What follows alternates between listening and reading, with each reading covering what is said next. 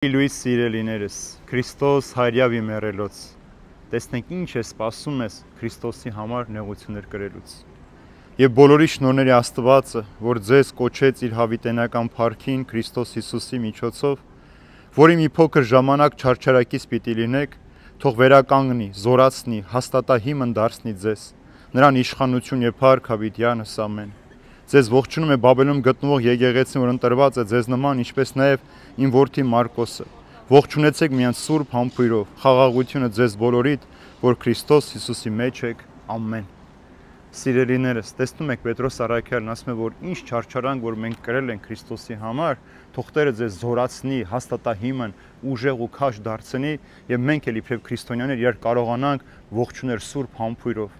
Համբույրը հավատարմության եւ սիրո արտահայտությունն է։ Երբ որ մենք քրիստոնյաներս իրար համբուրում ենք, իրար գրկախառնում ենք, ողջուն ենք տալիս Քրիստոսով, որ Քրիստոսի խաղաղության մեջ ենք հաստատված, մենք հաստատուն ենք մնում այդ ամենի մեջ։ Մեր կյանքի մեջ յուրաքանչյուր մարդ կարող է սայթակել, կարող է ցած ընկնել մեղքի պատճառով, երբեմն կարող է մեղքին ծառա դառնալ, բայց երբ որ դու ունես Քրիստոսին եւ վստահ ես, որ Քրիստոս քեզ պիտի օգնի, դու միշտ աչքերդ վերև ես բարձրացնում եւ Տիրոջից սպասում քո օգնությունը։ Իսկ խաղաղության Աստվածը, մեր Փրկիչ Հիսուս Քրիստոս, միշտ այնտեղ է, որտեղ որ մեղավոր մարդն է, միշտ այնտեղ է, որտեղ որ մարդը նեղության ու դժվարության մեջ է։ Միայն թե մարդը ինքը իր հայացքը պիտի բարձրացնի եւ իր ձեռքը դնի Քրիստոսի ձեռքի մեջ եւ պիտի Տերը բարձրացնի եւ իր խաղաղությամբ պիտի հաստատի։ Ինչու է Տերն ասում իմ խաղաղությունը վերցրեք, որ այս աշխարհից չէ։ Երկու պատճառով. նախ, որպեսզի մենք չվախենանք, երկրորդը մեր սրտերը չխռովեն։ Ուրեմն այս աշխարհի տված խաղաղությունը